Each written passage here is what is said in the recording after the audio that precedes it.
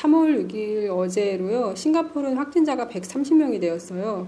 한국은 6,000명이 훨씬 넘었잖아요. 싱가포르 뉴스에서 이탈리아를 얘기할 때나 이란을 얘기할 때 항상 한국 얘기가 같이 나와요.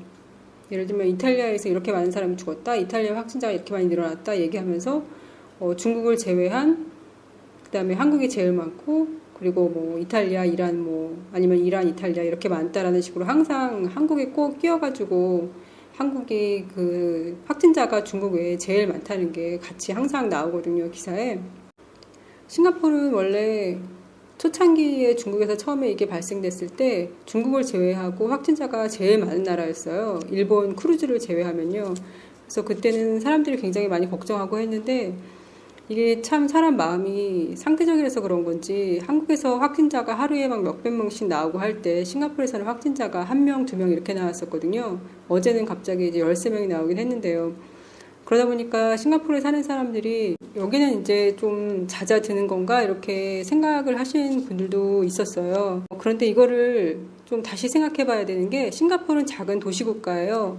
서울은 인구가 1,000만에 가깝잖아요. 싱가포르는 서울보다 사이즈는 조금 더 큰데 인구는 580만이거든요. 그러니까 서울이 거의 2배 가까이 인구가 많은 거예요. 어제 3월 6일자로 서울은 확진자가 106명이더라고요. 근데 싱가포르는 130명이거든요.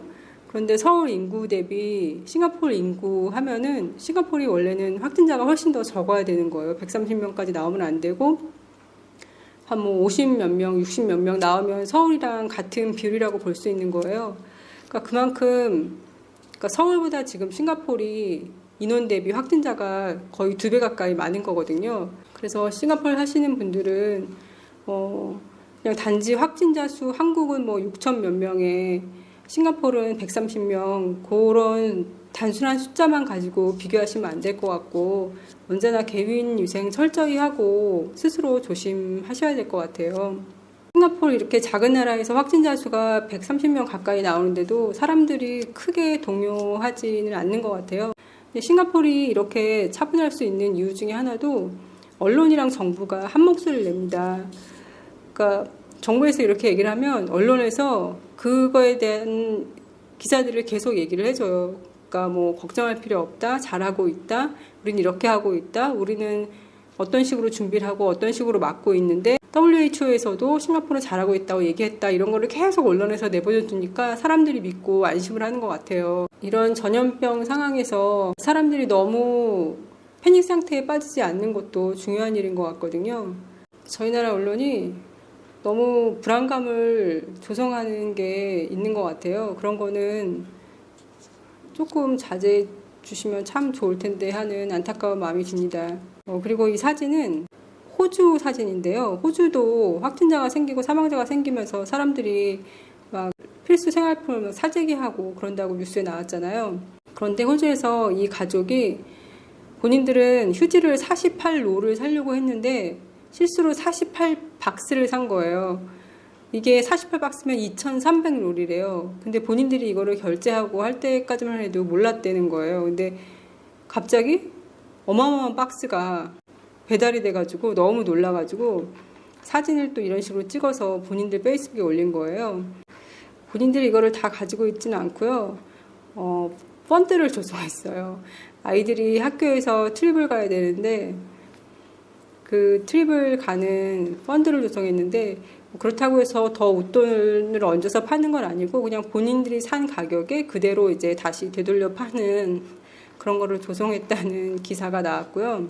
그리고 마지막으로는 기분 좋은 소식인데요. 이미 알고 계시는 분들 계실 테지만 한국의 구매력 기준 1인당 GDP가 일본을 추월한 거예요. GDP라는 게 명목 GDP가 있더라고요. 명목 GDP는 무조건 그냥 1인당 총 생산량이고요. 그리고 구매력 기준 1인당 GDP는 이게 나라마다 환율이 틀리고 물가가 틀리잖아요. 그런 걸 감안했을 때 GDP를 얘기하더라고요.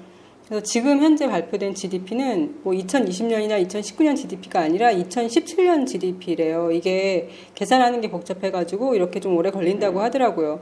그래서 이게 구매력 기준 1인당 GDP라는 거는 일본을 추월했다는 의미는 일본의 국민들보다 한국 국민들이 조금 더 풍요롭게 살 수 있다는 걸 뜻한데요. 그래서 원래는 2023년쯤 한국의 구매력 기준 1인당 GDP가 일본을 추월할 거라고 예상했는데 그게 몇 년 앞당겨져 가지고 2017년도에 일본의 GDP를 추월을 한 거예요, 한국이. 2017년도에 한국은 41,001달러고 일본은 48,827달러로 집계가 됐대요. 이렇게 한국이 일본을 추월한 것은 1인당 GDP 통계가 집계되기 시작한 1970년 이후 약 반세기 만에 처음 있는 일이래요. 게다가 일본은 작년 4분기 일본의 실질 GDP가 전분기보다 1.6% 감소해서 연율이 마이너스 6.3%래요. 그래서 5분기 만에 마이너스를 기록했다고 합니다. 대다수 전문가는 올해 1분기에도 일본의 GDP 성장률이 마이너스를 기록해 올해 일본이 침체에 진입할 것으로 예상하고 있다라고 합니다. 지금 일본이 한국을 거의 한국인 입국 금지를 시켜서 우리나라도 일본 입국 금지를 시키고 그리고 일본에서 오는 사람들을 전부 중국에서 오는 사람들처럼 공항에서 다 열체크 같은 거 하고 그리고 앱 깔아가지고 이제 조사를 한다고 하잖아요. 따로 통로를 만들어서. 저는 차라리 잘 된 것 같아요. 언론에서는 일본이 저렇게 하는 게 고의성이 보여서 그래서 한국에서도 똑같이 한다라고 나온 것도 있는데요. 이거는 그냥 순전히 제 생각인데 사실 우리나라 정부도 되게 걱정을 많이 하고 있었을 것 같아요. 왜냐면은 일본이 좀 걱정스러웠던 건 사실이잖아요. 거의 검사도 안 하고. 그래서 일본에서 오는, 꼭 일본인뿐만 아니라 그냥 일본에서 오는 사람들이 감염된 사람들이 모르고 올 수도 있잖아요. 그거를 굉장히 걱정 많이 했을 것 같은데 일본이 먼저 저런 식으로 나오니까 그럼 저희도 명분이 생기잖아요.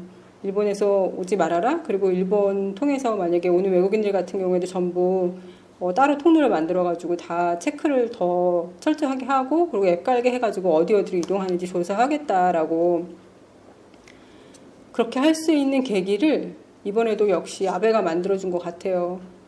오히려 저는 차라리 잘 됐다고 생각하고요. 의료진 분들하고 질본분들하고 열심히 일하고 계시니까 3월 말쯤 되면 좀 진정이 되지 않을까. 진정이 꼭 됐으면 좋겠습니다. 의료진들하고 그 현장에서 일하시는 분들뿐만 아니라 자영업 하시는 분들도 힘드시고 그리고 자그마한 사업체를 가지고 계신 분들도 다 너무 힘드실 거예요.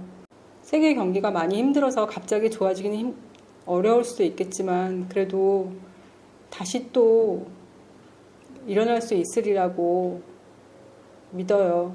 그때까지 힘내시고 건강하세요.